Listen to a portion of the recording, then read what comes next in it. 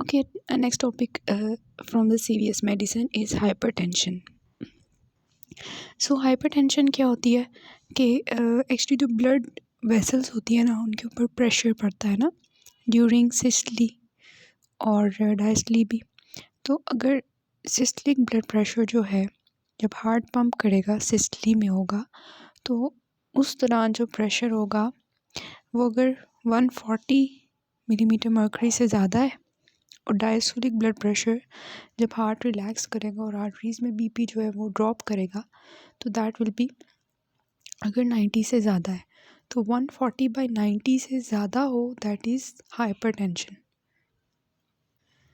So normal जो blood pressure होता है वो 120/80 होता है, लेकिन 140/90 से ज़्यादा होगा सस्टेन्ड पीरियड के लिए। ठीक है, वो कहते हैं कि अगर हम दो से ज़्यादा मेजरमेंट्स लेते हैं मोर देन 2 मिनट्स के लिए, ठीक है, सेपरेटेड बाय 2 मिनट्स, मतलब पहले हमने लिया मेजरमेंट और फिर 2 मिनट बाद दोबारा मेजरमेंट ली, तो उन 2 मेजरमेंट्स में अगर हमारा ब्लड प्रेशर जो है वो 140/90 से ज़्यादा आ रहा है and for the sustained period, that will be hypertension. So इसकी क्लासिफिकेशन हमने करनी है डेविडसन के टेबल से, वो मैं आपको वहाँ से बताती हूँ। सो देखिए, डेफिनेशन ऑफ हाइपरटेंशन, हम इसकी कैटेगरीज बनाते हैं। सबसे पहले जो ऑप्टिमल है उसमें देखें कि systolic blood pressure is less than 120 and diastolic blood pressure is less than 180। This is optimal blood pressure. Normal में क्या होगा, less than 130 and 85 diastolic blood pressure. And high normal क्या है, 130 to 139, 85 to 89। ठीक है, तो this is high normal. Hypertension को हम करेंगे कब, ग्रेड 1, ग्रेड 2, ग्रेड 3, ये आना चाहिए ये एमसीक्यूज़ के लिए। ग्रेड 1 इज़ माइल्ड, उसमें क्या होगा, सिस्टलिक ब्लड प्रेशर आपने इंक्रीज़ करना है 20। ठीक है, नॉर्मल 120 था तो 140 to 159, 140 to 159 मतलब almost 160। This is grade 1 systolic blood pressure. और डायस्टलिक आपने 10 इंक्रीज़ करना है, 90 to 99। ठीक है, फिर मॉडरेट में क्या हो जाएगा, फिर से आपने कितना इंक्रीज़ करना है, 20। सिस्टलिक को 20 इंक्रीज़ करना है, डायस्टलिक को 10। तो सिस्टलिक में मॉडरेट में क्या हो जाएगा, 160 to 179, और डायस्टलिक में क्या हो जाएगा, 100 to 109। ठीक है, फिर आ जाएगा ग्रेड 3 सीवियर, उसमें हम कहेंगे कि 180 और greater than 180 is severe systolic blood pressure and greater than 110 is severe case of diastolic blood pressure। ठीक है, आइसोलेटेड सिस्टोलिक हाइपरटेंशन में ये होगा कि डायस्टोलिक ब्लड प्रेशर जो है वो 90 ही रहेगा, लेकिन जो सिस्टोलिक ब्लड प्रेशर है वो 160 से 140 to 159, उसी तरह 160 से ज़्यादा। ठीक है, तो this is grade 1 and grade 2। तो ये वाला आप टेबल कर लें, डेविडसन का वाला, इरफान मसूद का बेशक ना करें, उसमें थोड़ा सा कंफ्यूजिंग है। यहाँ से आपने याद करना है कि optimal is 120/80, normal is 130/85, high normal is 130 to 139 and 85 to 89। Then mild moderate severe में 20-20 आपने इंक्रीज़ करना है सिस्टलिक, और डायस्टलिक आपने 10-10 इंक्रीज़ करना है। ठीक है, तो सिस्टलिक आपने कैसे इंक्रीज़ किया, 140 to 160, 160 to 180 and greater than 180। मैं एक एक ज़्यादा बता रही हूँ। और डायस्टिक में 10-10 इंक्रीज़ किया, 90 to 99, 99 to 100 and greater than 110, 90 to 99, 100 to 109 and greater than 110। ठीक है, और सिस्टलिक में जो आइसोलेटेड सिस्टलिक है उसमें सिस्टलिक जो है वो 20-20 इंक्रीज़ होगा, लेकिन डायस्टलिक जो है वो सेम रहेगा 90। These are the retinal changes in case of hypertension. इसमें मैं आपको अगर बताऊं तो जो सबसे ऊपर वाली आपको डायग्राम दिखाई हुई है, ये ग्रेड 4 हाइपरटेंसिव रेटिनोपैथी है। इसमें आपको ऑप्टिक डिस्क जो है वो स्वॉलन मिल रही है, रेटिनल हेमरेजेस मिल रहे हैं, और मल्टीपल कॉटन वूल स्पॉट्स मिल रहे हैं। These are the cotton wool spots, और रेटिनल हेमरेजेस हैं, और ये सब कुछ। ठीक है, और ये जो बी वाली है इसमें क्या है, सेंट्रल रेटिनल वेन थ्रोम्बोसिस मिल रही है। इसमें भी स्वॉलन ऑप्टिक डिस्क मिल रही है और फंडल haemorrhages associated with systemic hypertension. तो ये रेटिनोपैथी होती है इन केस ऑफ हाइपरटेंशन। तो ये ग्रेड्स आपने कर लेने हैं, एमसीक्यूज़ में आ सकते हैं, ऐसा इंपॉर्टेंट नहीं है लेकिन आ सकते हैं। तो ग्रेड 1 में क्या होता है कि ये हमने आई में भी पढ़ा होगा आपने, हाइपरटेंसिव रेटिनोपैथी द ऑप्थेल्मोलॉजी। तो ग्रेड 1 में क्या होता है, सिल्वर वायरिंग होती है, आर्टीरियोल्स थिकन हो जाती हैं, टॉर्चुअस हो जाती हैं, तो उनको हम कहते हैं सिल्वर वायरिंग। मतलब ऐसे लग रहा होता है जैसे सिल्वर तारे हैं, ठीक है। फिर ग्रेड 2 आता है, ग्रेड 2 में क्या है, आर्टीरियो वेनस निपिंग आती है, ठीक है। इसमें क्या होता है, ग्रेड 1 होता है मतलब सिल्वर वायरिंग होगी along with constriction of veins at arterial crosses, मतलब जहाँ पे आर्टरीज क्रॉस करी होंगी वहाँ पे वेन्स जो हैं वो कंस्ट्रिक्ट कर जाएंगी। This is arteriovenous nipping, ठीक है। फिर ग्रेड 3 क्या होगा, जिसमें ग्रेड 2 होगा plus evidence of retinal ischaemia होगा। मतलब इसमें क्या होगा, फ्लेम शेप्ड हैमरेजेस होंगे और ब्लॉट हैमरेजेस होंगे और कॉटन वूल एक्सुडेट्स होंगे, ठीक है। और ग्रेड 3 में क्या होगा, पेपिलिडीमा हो जाएगा। तो सबसे पहले क्या था, सिल्वर वायरिंग थी, फिर क्या हुआ, आर्टीरियो वेनस निपिंग हो गई, फिर क्या हुआ, फ्लेम शेप्ड या ब्लॉट हैमरेजेस हैं और कॉटन वूल स्पॉट्स हैं, और फोर्थ में क्या हुआ, पेपिलिडीमा हो गया, ठीक है। अच्छा, अब हम इसकी फर्दर डिटेल में जाते हैं कि हाइपरटेंशन की कॉजेज़ क्या हैं, ठीक है। तो हाइपरटेंशन दो तरह की होती है, एक प्राइमरी हाइपरटेंशन होती है और सेकेंडरी हाइपरटेंशन होती है। प्राइमरी हाइपरटेंशन को हम इसेंशियल हाइपरटेंशन भी कहते हैं। प्राइमरी हाइपरटेंशन वो होती है कि जिसकी कॉज का हमें नहीं पता होता, और एमसीक्यूज़ में आता है कि 95% केसेस में जो हाइपरटेंशन होती है वो प्राइमरी या इसेंशियल हाइपरटेंशन होती है। ये 22 to 55 ईयर्स में होती है, फैमिली हिस्ट्रीज में कॉमन होती है और मोस्टली पेशेंट्स इसी के साथ होते हैं with no other known cause, ठीक है, इडियोपैथिक जिसको हम कह सकते हैं। दूसरी आती है सेकेंडरी हाइपरटेंशन। सेकेंडरी हाइपरटेंशन जो है ना, इसमें जो कोई ना कोई कॉज होता है, इसको हम तब लेबल करेंगे जब 20 से पहले हो गई है और 50 ईयर्स के बाद हो रही है, क्योंकि कोई ना कोई कॉज होती है। इतनी जल्दी मतलब बच्चा है, कोई छोटा सा बच्चा है, उसको हाइपरटेंशन हो, सोचने वाली बात है ना।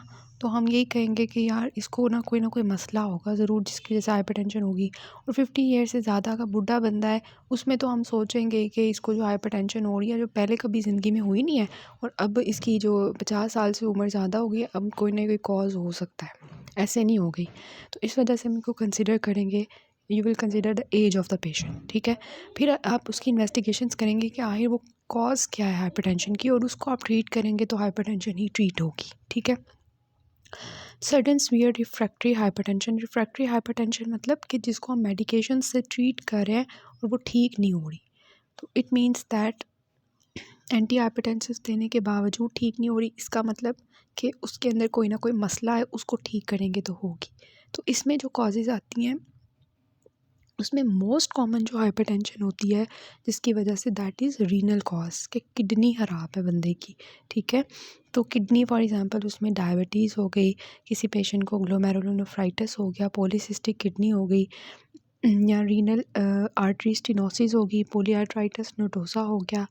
ये सारी जो कॉजेज़ हैं जिनकी वजह से किडनी इफ़ेक्ट हो रही है, ठीक है, किडनी इफ़ेक्ट हो रही है, तो उसके अंदर हाइपरटेंशन होगी, ठीक है। अब जो है ना, इसको हम कैसे पता लगाएंगे कि किसी को रीनल कॉज की वजह से हाइपरटेंशन हो रही है। हम क्या करवाएंगे, पॉलीसिस्टिक किडनीज़ के लिए इन्वेस्टिगेशंस करवाएंगे, और उसके लिए आपको पता है कि इन एग्जामिनेशन पे हमें पॉलीसिस्टिक किडनीज़ में क्या मिलता है, दोनों किडनीज़ जो होती हैं बायोलेटरली पैल्पेबल होती हैं, ठीक है। और इसके अलावा रीनल आर्टरी स्टेनोसिस को देखने के लिए हम क्या करवाएंगे, रीनल आर्टरी की ब्रूई जो है वो हमें मिलेगी, ठीक है। और इसके अलावा किडनी को देखने के लिए हम क्या करवाएंगे, रीनल अल्ट्रासाउंड करवाएंगे, रीनल एंजियोग्राफी करवाएंगे, इस तरह से किडनी की इन्वेस्टिगेशंस करवाएंगे हाइपरटेंशन के पेशेंट में। Next is endocrine. Endocrine cause आपको क्या लगता है कौन सा हो सकता है हाइपरटेंशन का? एक आपको पता होगा कि फ्यूक्रोमोसाइटोमा, जिसमें नॉरएपिनेफ्रिन एपिनेफ्रिन बहुत ज़्यादा बॉडी में रिलीज़ हो रहे होते हैं और दे कॉज हाइपरटेंशन। जो सिंपैथेटिक नर्वस सिस्टम होता है उसकी वजह से। कुशिंग सिंड्रोम जो है वो कॉज़ करता है हाइपरटेंशन। हाइपो या हाइपरथायराइडिज्म हो, एक्रोमेगैली हो, ये सब कुछ हाइपरटेंशन कॉज़ करते हैं, ठीक है। तो कुशिंग सिंड्रोम को हमने पता लगाना है कि पेशेंट को जो है ना हाइपरटेंशन क्यों हुई है। तो कुशिंग सिंड्रोम में आपको इन्वेस्टिगेशंस करवाए बगैर जो है आप उसको एग्जामिन करोगे तो आपको उसकी वो अपीयरेंस ऐसी नज़र आएगी, मून फेसेस होंगे, बफलो हम्प होगी, ठीक है, सेंट्रल ओबेसिटी होगी, ट्रंकल, और उसके एब्डोमिनल स्ट्राया होंगे। पिक्चर याद है ना कुशिंग सिंड्रोम की कैसे होती है पेशेंट की, उस तरह का पेशेंट होगा आपके पास। फिर आप उसकी इन्वेस्टिगेशंस करवाओगे कुशिंग सिंड्रोम की, नो दैट यूरिनरी कॉर्टिसोल करवाते हो, उसके लिए डेक्सामेथासोन सेपरेशन टेस्ट करवा लेते हो, ठीक है। फिर फियोक्रोमोसाइटोमा है, इसको आप रूल आउट करने के लिए क्या करवाओगे, यूरिनरी कैटेकोलामीन्स जो होती हैं, मेटानेफ्रिन और मेटानेफ्रिन्स, उनको चेक करोगे।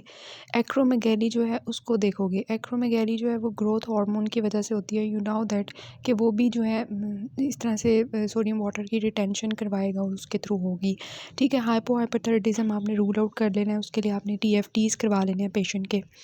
और फिर मेडिकेशंस, कुछ ऐसी मेडिकेशंस होती हैं, दवाइयाँ होती हैं जिनकी वजह से हाइपरटेंशन होती है, लाइक कॉन्ट्रासेप्टिव्स हो गए, एनसेड्स हो गए, स्टेरॉइड्स हो गए, ठीक है, एरिथ्रोपोइटिन हो गया, साइक्लोस्पोरिन हो गया, ये सारी जो दवाइयाँ हैं ये क्या करवाती हैं, हाइपरटेंशन। फिर अदर कॉजेज़, तो इन दवाइयों की आपने हिस्ट्री ले लेनी है पेशेंट से। फिर दूसरे कॉजेज़ जो आप सोचेंगे हाइपरटेंशन के लिए वो है कोआक्टेशन ऑफ एओर्टा और पॉलीसाइथीमिया वेरा, ठीक है। कोआक्टेशन ऑफ एओर्टा जो है उसमें आपको क्या मिलेगा एग्जामिनेशन में, रेडियो फेमोरल डिले मिलेगा, ये आपने याद रखनी है चीज़। और दूसरा ये कि कोआक्टेशन ऑफ एओर्टा को देखने के लिए आप हार्ट की इन्वेस्टिगेशंस करवाओगे, जिसमें आप चेस्ट एक्सरे करवाओगे and you will see the cardiomegaly and heart failure.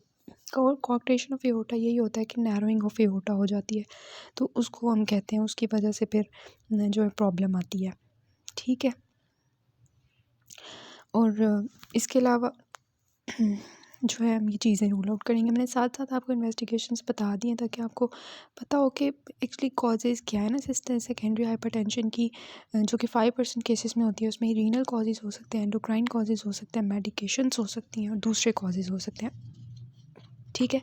ये कॉजेज़ आपको आने चाहिए वाइवा के लिए भी और UQ के लिए भी, क्योंकि जब आपके पास पेशेंट आएगा तो जब आपके माइंड में नहीं होगा कि what are the causes of hypertension, तो you will not be able to examine the patient clearly and you will not be able to investigate the patient for that particular examination, ठीक है। Like एक patient आपके पास आ गया है, उसके पास moon faces हैं, ये सब कुछ, ठीक है, तो आप कुशिंग्स की तरफ जाओगे, आप फजूल इन्वेस्टिगेशन नहीं करवाना शुरू करोगे। सबसे पहले आप उसका कॉर्टिसोल लेवल और डेक्सामेथासोन सेपरेशन टेस्ट करवाओगे, ठीक है। इसी तरह जो है अगर पेशेंट आपके पास जो है वो मतलब ओरल कॉन्ट्रासेप्टिव्स की हिस्ट्री दे रहा है, तो यू विल कंसीडर कि उसकी वजह से हो सकती है, ठीक है। So you should have in your mind कि what are the causes of hypertension, so you can treat the patient well, ठीक है। Okay, next is the complications of hypertension. You know that इसमें जो मेन कॉम्प्लिकेशंस होती हैं वो 3 तरह की, जैसे डायबिटीज़ की होती है ना, कि डायबिटीज़ के पेशेंट्स में कौन सी 3 चीज़ें इफ़ेक्ट होती हैं, एक उनकी किडनी इफ़ेक्ट होती है, एक उनकी आँख इफ़ेक्ट होती है, ठीक है, और एक उनकी जो है ना नर्व्स इफ़ेक्ट होती हैं, ठीक है। यहाँ पे भी मेन यही होगा कि न्यूरोलॉजिकल सिम्टम्स आएंगे, रीनल होंगे और रेटिनोपैथी होगी, ठीक है।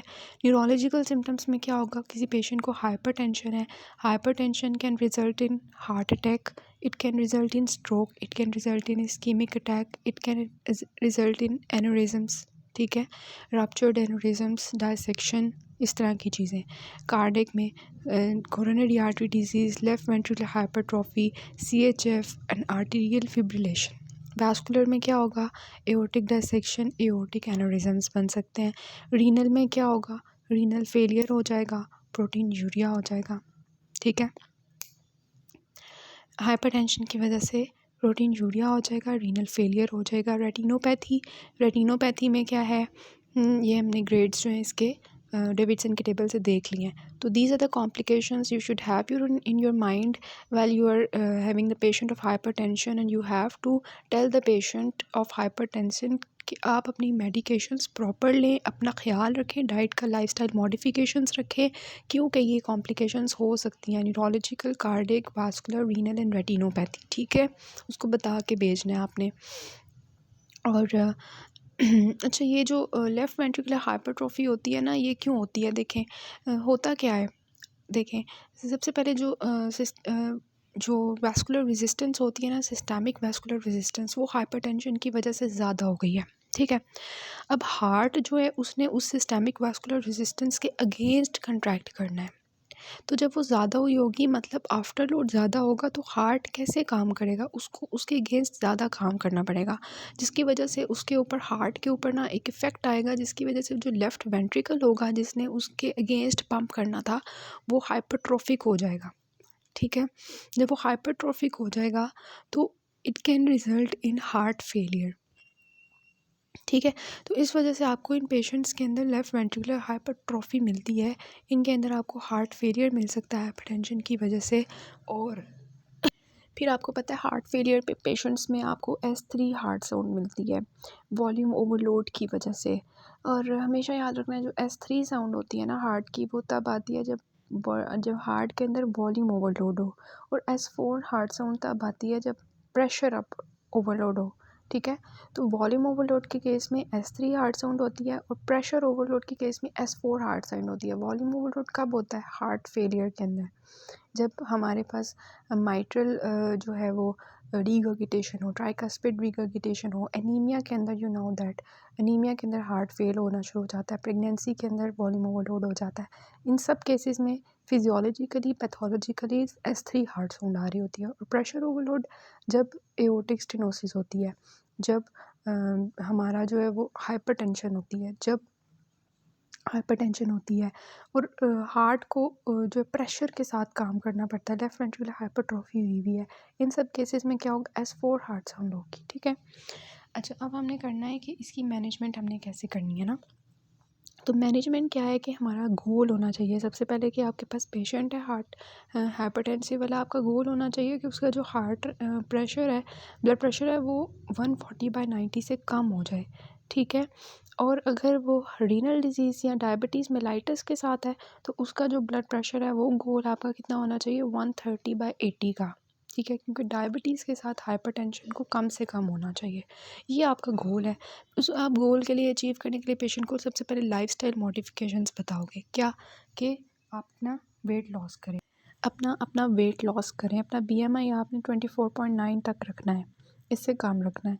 एरोबिक एक्सरसाइजेस करें रोज़ाना, आप दिन में जो है 30 मिनट से ज़्यादा एक्सरसाइज करें, एक हफ्ते में 5 दिन से ज़्यादा एक्सरसाइज करें, और अपनी डाइट में फलों और जो है सब्जियों का ज़्यादा इस्तेमाल करें, फ़ैट इंटेक अपना कम करें, चर्बी वाली चीज़ें कम खाएं, सोडियम जो है, सॉल्ट की इंटेक कम रखें, less than 5 milligrams per day. ठीक है, आप ऑयली फ़िश जो है वो फ़िश आप खाएं, अल्कोहल ना लें, स्मोकिंग ना करें। ठीक है, ये सारी चीज़ें बहुत इंपॉर्टेंट होती हैं। फिर फार्माकोलॉजिकल ट्रीटमेंट आ जाता है, ड्रग्स आ जाती हैं। ड्रग्स में आप पेशेंट को जो है तब लगाओगे, आप कब उसको ड्रग्स दोगे पेशेंट को? जब उसका BP 160/100 से ज़्यादा है, या उसको आइसोलेटेड सिस्टोलिक हाइपरटेंशन है। और आइसोलेटेड सिस्टोलिक हाइपरटेंशन क्या था कि उसमें सिर्फ सिस्टोलिक राइज है और डायस्टोलिक जो है वो 90 ही है। ठीक है, या 140/90 तो ब्लड प्रेशर है, लेकिन साथ में उसको कोई कार्डियोवास्कुलर डिजीज़ भी है, उसको टारगेट ऑर्गन डैमेज भी हो गया, मतलब उसको रेटिनोपैथी, नेफ्रोपैथी भी स्टार्ट हो गई है। इस केस में आप क्या करोगे? उसको ड्रग ट्रीटमेंट दोगे। ठीक है, अब जो है कौन सी आप ड्रग जो है वो दोगे उसको? तो अगर तो अनकॉम्प्लिकेटेड हाइपरटेंशन है, तो उसमें अनकॉम्प्लिकेटेड हाइपरटेंशन में आप थायराइड डायरेटिक्स दोगे। ठीक है, अनकॉम्प्लिकेटेड में आप डायरेटिक्स D से शुरू करोगे। फिर अगर उसको बिनाइन प्रोस्टेटिक हाइपरप्लेजिया है, मैं आपको टेबल भी डेविडसन का दिखा दूंगी, तो उस केस में आपको पता है आप क्या देते हो? अल्फ़ा ब्लॉकर देते हो। ठीक है, अगर एंजाइना के साथ पेशेंट आ रहा है, तो उसके साथ आप बीटा ब्लॉकर्स और कैल्शियम चैनल ब्लॉकर्स दोगे। ठीक है, पोस्ट MI है तो बीटा ब्लॉकर्स लाजमी होते हैं, ACE इनहिबिटर्स दोगे। ठीक है, अगर कार्डिक फेलियर का पेशेंट है तो उसकी ट्रीटमेंट आपको पता है already, ACE inhibitors, ARBs, beta blockers, diuretics, aldosterone antagonist. और अगर आपके पास डायबिटीज़ का पेशेंट आ रहा है, तो उसको आप जो है वो आर्ब्स दोगे। ठीक है, अगर हाइपरलिपिडीमिया का पेशेंट है तो उसको आप जो है वो स्टेटिन्स दोगे। ठीक है, तो हाइपरटेंशन अनकॉम्प्लिकेटेड है, simply diuretics. Benign prostatic hyperplasia है, और अल्फ़ा ब्लॉकर्स। एंजाइना के साथ आ रहा है beta blockers, calcium channel post MI, beta blockers, ACE inhibitors. Cardiac failure का है तो उसकी ड्रग्स ए बी डी दे दी। ठीक है, डायबिटीज़ के साथ आ रहा है तो आर्ब्स तो लाजमी चलेंगे। ठीक है, तो ये चीज़ हो गई। उसके बाद आता है अगर क्रॉनिक किडनी डिजीज़ का पेशेंट है तो एस इनहिबिटर्स और आर्ब्स दोगे। अगर पेशेंट जो है वो जो है आपका स्ट्रोक की प्रिवेंशन के लिए आप क्या दोगे, एस इनहिबिटर्स दोगे। मतलब मोस्टली एस इनहिबिटर्स चल रहे हैं ना। उसके बाद आपका स्टेप वाइज अप्रोच आता है, इसका मैं आपको बता देती हूँ नेक्स्ट पार्ट से इंशाल्लाह। साथ में डेविडसन की टेबल्स और यूक्यूज डिस्कस करेंगे।